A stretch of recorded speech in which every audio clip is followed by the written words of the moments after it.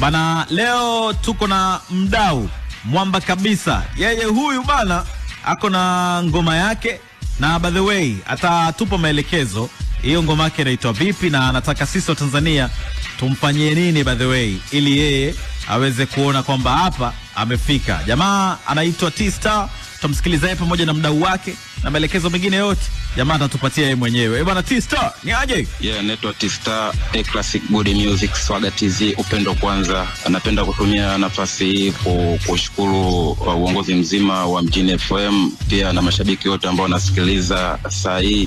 Ngoma yetu inakwenda kwa General Drink.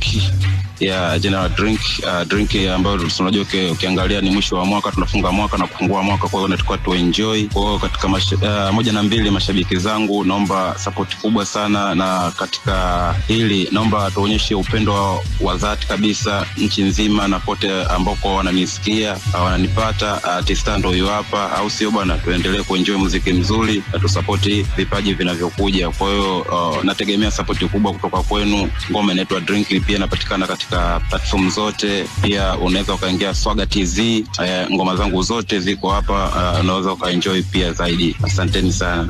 Oh yeah, T-Star amezungumza, lakini mdau wake pia naye ako na say. Jina naitwa Adamu, nipo Mikocheni, mitaji Kisii. Kwa msanii T-Star Mkushi, huyu mara nyingi baada ya wiki mbili na kutoka show hapo mitaa kwetu, na siku hiyo elimu nasikia nyimbo zake, yani ana mambo mengi. Kwa sasa hivi hapo nataka na mada katoa albamu yake. Kwa hiyo yuko safi. Tukule mtaani, ana mambamba huyo. Chalo au sio? Bwana, nikirudi hapa tutapokea simu mbili tu. Jamaa aende mjini ama vipi? Let's go.